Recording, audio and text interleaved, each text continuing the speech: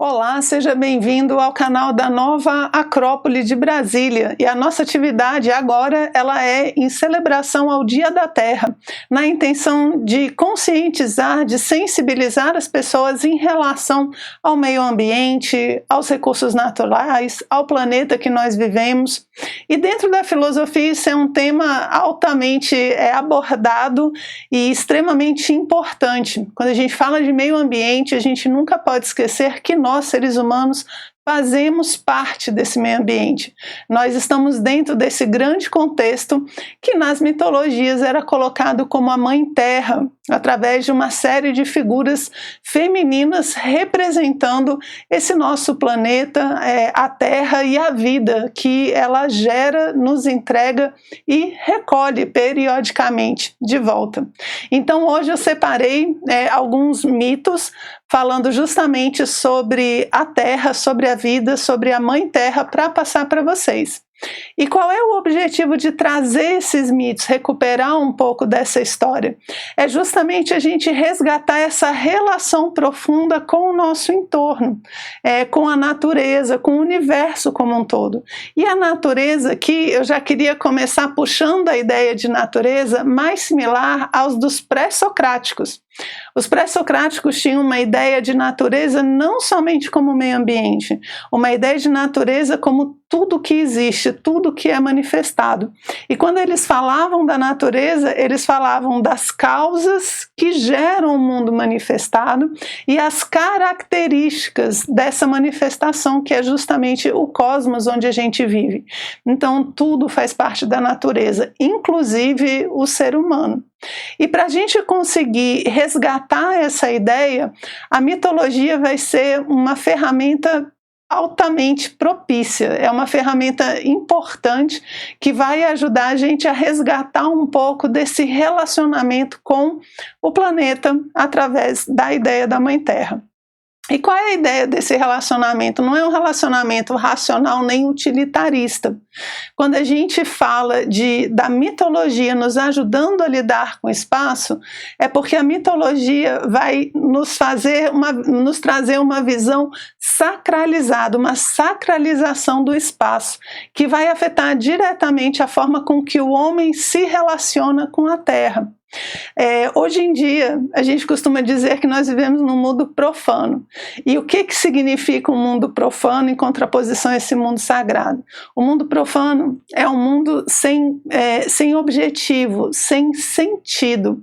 E o mundo sacro, o mundo sagrado, é um mundo que tem sentido, onde as coisas compõem, onde as coisas têm uma direção.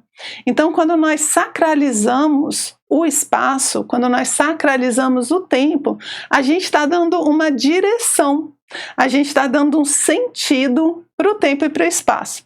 E as sociedades todas as civilizações fazem isso, e você também faz isso, mesmo que talvez você não saiba. Mas, por exemplo, a gente está perto da Páscoa, depois a gente tem datas como o Natal, que ainda são tradições dentro do mundo ocidental para a sacralização do tempo. O que é isso?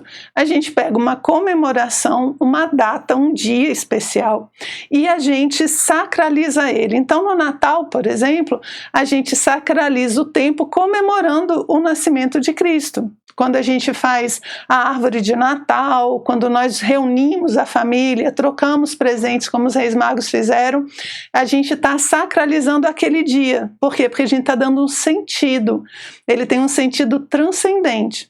Quando a gente vai sacralizar o espaço, a gente também tem que dar sentido e direção para o espaço. Isso é muito feito através dos templos. Quando você tem catedrais, igrejas, todo tipo de construção religiosa, ela sacraliza aquele espaço.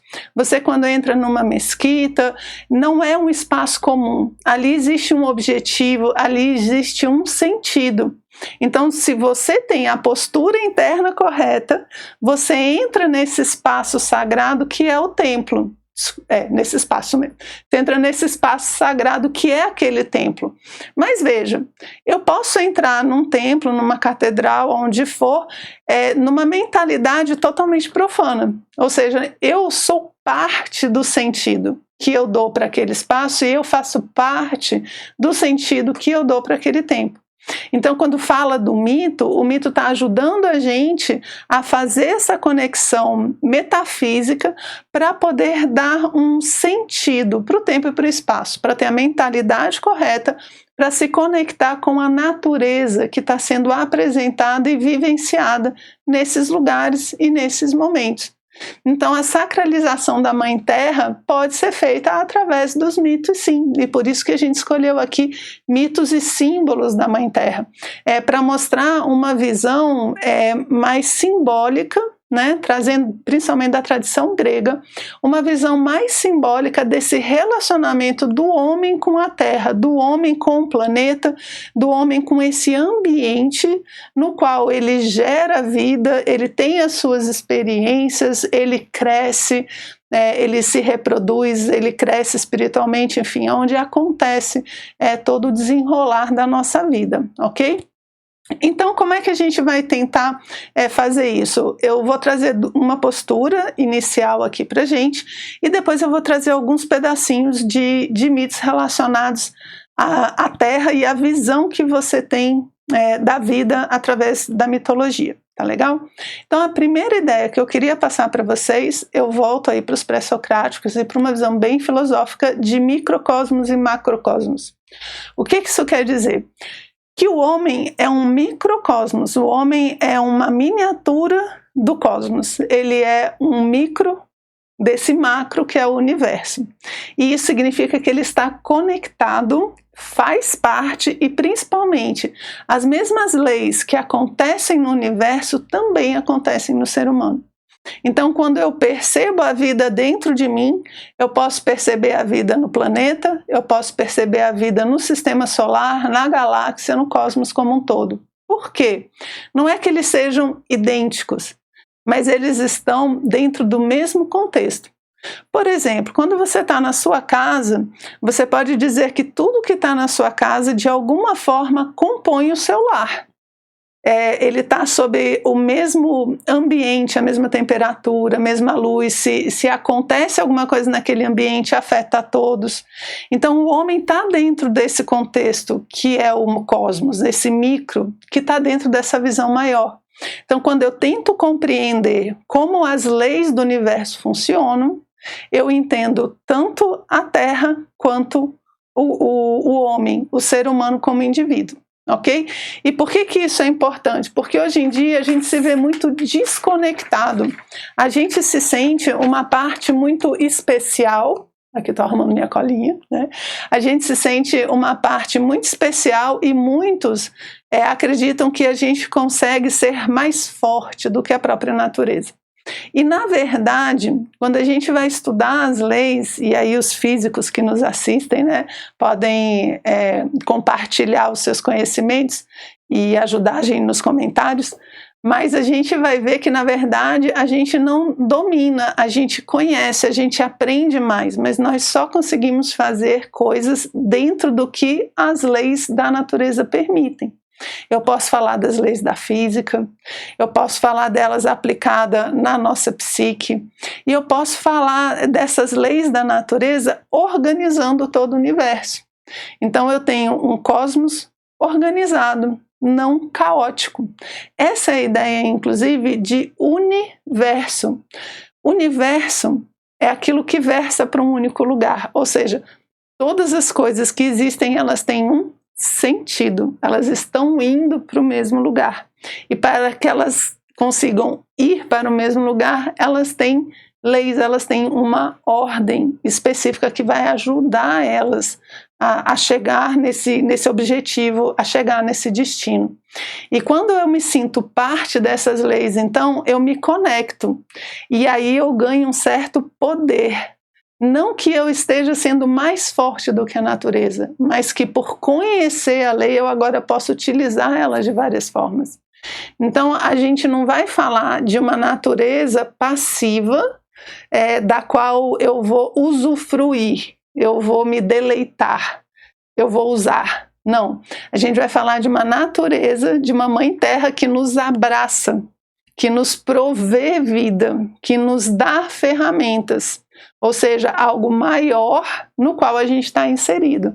Essa é a visão mítica principal dos mitos relacionados, né, à Mãe Terra. Então eu não posso imaginar que eu estou fora da natureza, que eu estou distante, ou que eu estou acima da natureza.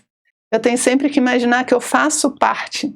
E como uma mãe, né, ela abraça a gente, ok? Então essa visão para a gente vai ser fundamental. E os mitos, então, em cima dessa ideia, eles vão montar imagens, vão trazer histórias, formas, vão apresentar formas de se relacionar então com essa natureza, da qual eu faço parte. Eles me apresentam características, eles me apresentam posturas, consequências dos atos que eu tenho em relação à Mãe Terra. Ok? Então, com isso em mente, eu queria começar dentro da parte bem de mitos, né, e falando dos mitos e dos símbolos, dessa linguagem simbólica tão especial que os mitos usam. Vou começar com uma frase do Joseph Campbell, que ele começa o livro Transformações no Mito através da história, através do tempo, né? E ele começa com uma frase que é assim: uma mulher com seu filho é a imagem básica da mitologia. Olha só que bacana, né? Ele fala que essa figura, né, da Madonna, essa figura da mãe com seu filho, ele é quase que um resumo de tudo que a mitologia fala e tem por objetivo, que é o quê? Fazer com que você se harmonize e entre em sintonia com o universo, assim como uma criança sendo acolhida no braço de sua mãe. Essa é a ideia que a mitologia quer trazer. E essa figura feminina que acolhe ali o seu filho, acolhe a sua criança, ela é a grande inspiração para a representação da mãe. E eu vou começar trazendo uma das imagens mais misteriosas, talvez, né, mais primitivas no sentido de início, né, de primeiras ideias mesmo, que é a deusa Gaia ou Geia. Gaia é uma deusa que representa toda a vida, toda a manifestação possível. Gaia é um dos primeiros deuses a serem criados quando surge o cosmos. É Gaia, Tártaro e Eros, né, o amor primordial. Gaia é a terra, é a matéria, dela vão surgir todas as coisas, todas as formas, o céu, a terra, o tempo, tudo surge dela. Ela é uma grande matriz da vida. Só que ela é de forma um pouco mais desordenada, porque ela gera constantemente. Ela está o tempo todo dando vida e forma para que o universo exista. Então ela é considerada esse grande ciclo vital do universo, né? Os orientais falam muito de que o universo expande e contrai. Essa expansão do universo é a geração de Gaia, trazendo todas essas formas primordiais para que possa existir a vida. E é interessante porque ela concede a vida, ela dá a forma e depois ela recolhe. Então Gaia gera a vida e Gaia recolhe a vida. Por quê? Porque ela dá a vida ao homem, aos minerais, aos animais, e ciclicamente, periodicamente, ela toma essa vida de volta para ela. Ela retorna, a gente volta a esse útero, a esse seio, né? Inclusive, dos motivos pelos quais nas épocas primitivas eram feitos os ritos dentro de grutas, cavernas, era justamente para representar essa descida do homem ao útero da mãe, como se aquela caverna ela fosse as entranhas da grande mãe, aonde ela vai gestar um novo homem. Então esses locais eram locais de transformação, eram locais de iniciação. Eles desciam ao útero dessa Gaia, dessa grande mãe, passavam pelo seu processo de transformação e voltavam renovados. Eles tinham uma morte simbólica, né? Porque a morte, espiritualmente falando, seria morrer para o passado para renascer para o futuro, né? Morrer para a matéria, para renascer em frente ao espírito, para começar essa caminhada espiritual.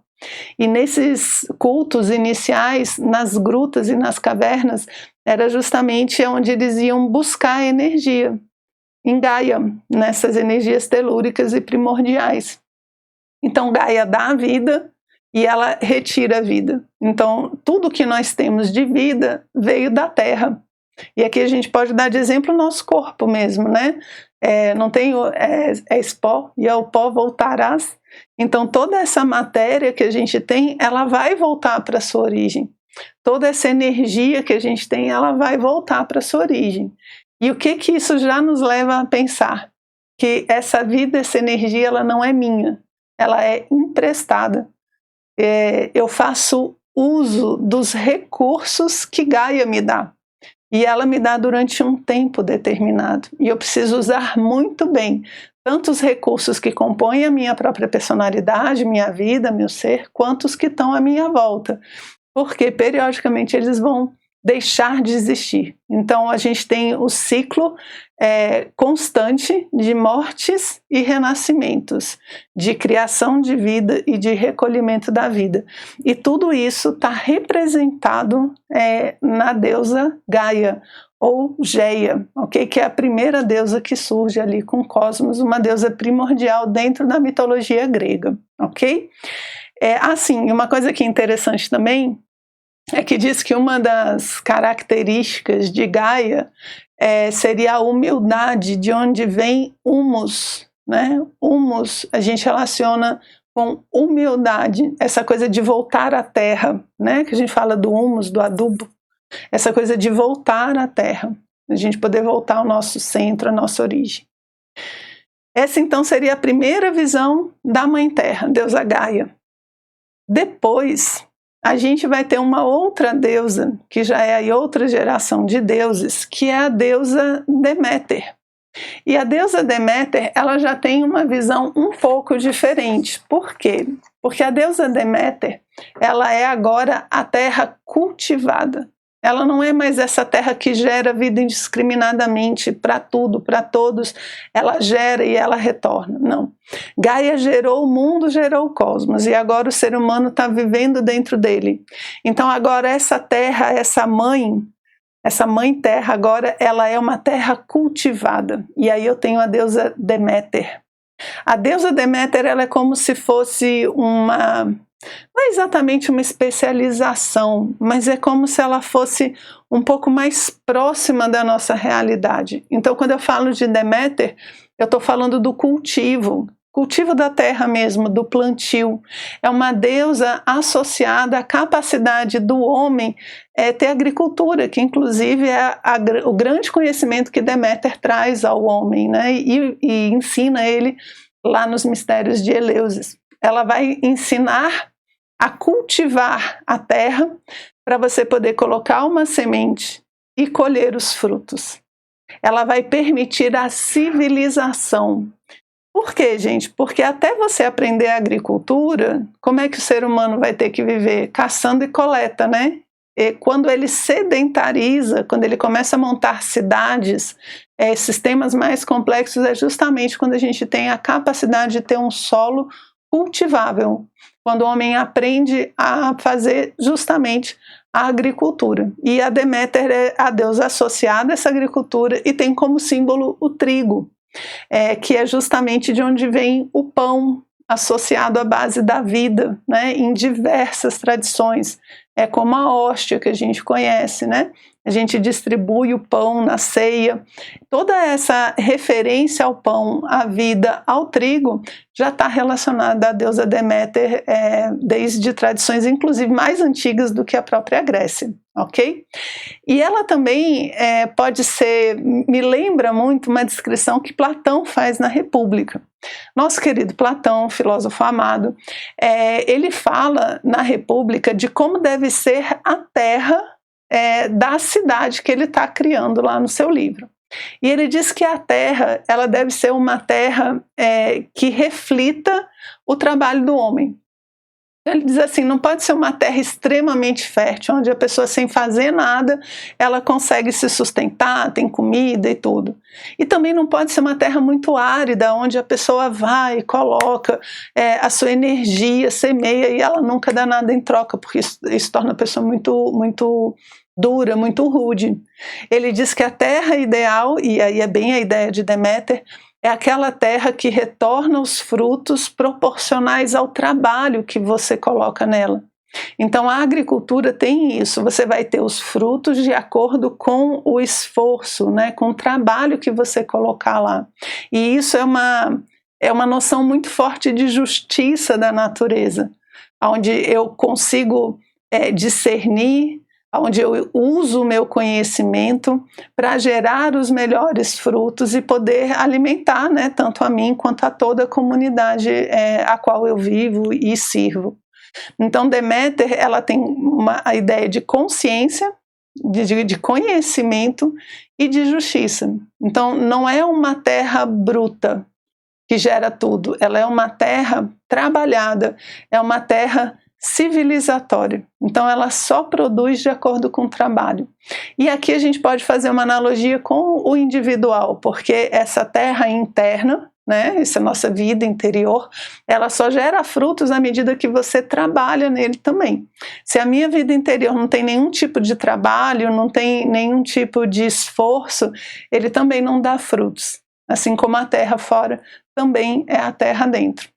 Então Deméter tem uma história, né, associada a ela que fala um pouquinho mais ainda dessa terra cultivada e desse conhecimento que a gente precisa ter, que são os conhecimentos das estações. E aí o mito de Deméter traz a sua filha Perséfone. Perséfone, filha da terra, né, muito jovem, muito bela, em determinado momento é raptada pelo deus Hades e levada a viver nos infernos. Deméter fica extremamente triste, atordoada, procurando por sua filha, e a tristeza de Deméter faz com que a terra se torne estéril.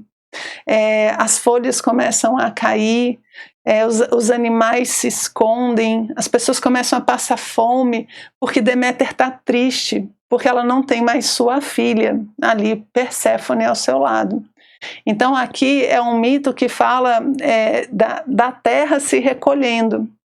E aí os deuses falando assim, falam para Zeus, né, poxa Zeus, assim não dá, não tem comida, tal, Deméter, né, precisa encontrar sua filha.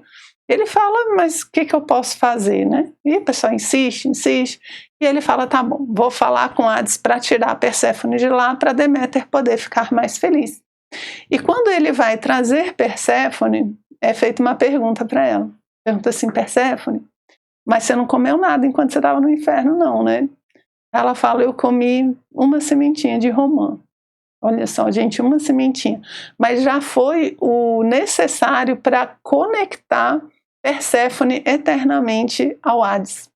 Veja Hades aqui não como inferno, mas Hades como profundeza, como profundidade, as profundezas da terra, né?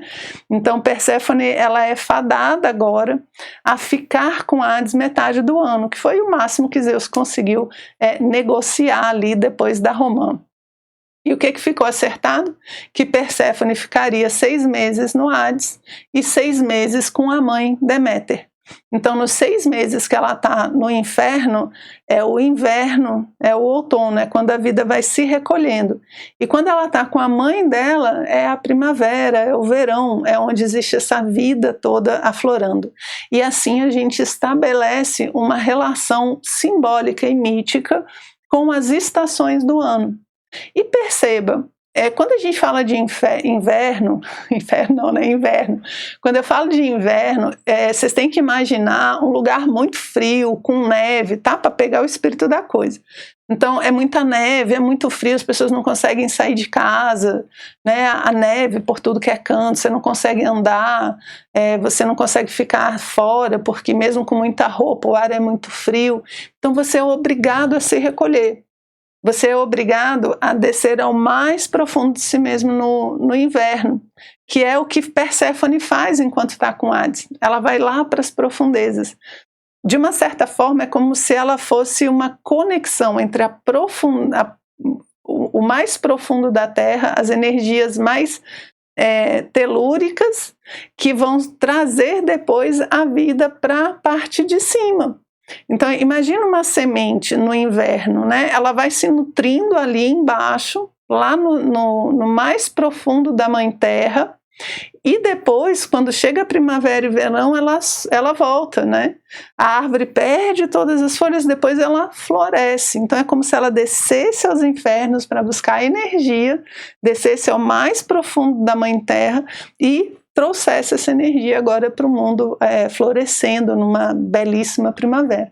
Inclusive dizem que quanto mais forte é o inverno, mais bonita é a primavera, porque é como se essa morte interna fizesse um renascimento ainda mais bonito toda vez que a primavera volta, ok?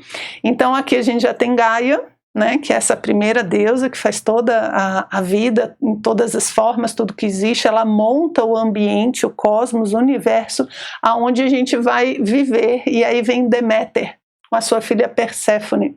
Deméter e Perséfone, então, a terra, o globo, né, essa terra que a gente cultiva, onde a gente põe a semente e consegue tirar os frutos para se alimentar. E a última deusa que eu escolhi, que de certa forma fecha um pouco esse ciclo, vai ser Artemis, ou Ártemis, né? A deusa Artemis agora ela vai falar da vida, mas agora não como geradora, mas como protetora.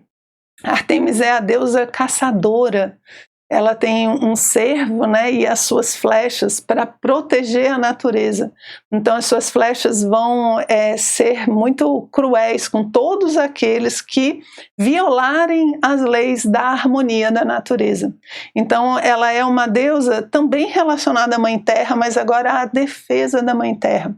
E é interessante que ela é associada aos partos, que também é o que? É o nascimento da vida. É o florescer da vida, agora não na agricultura, na terra, na semente, mas na mulher. O próprio ser humano agora é essa terra que foi cultivada, cuja semente foi alimentada e que vai trazer vida na forma de uma pessoa, de um indivíduo, de um ser humano.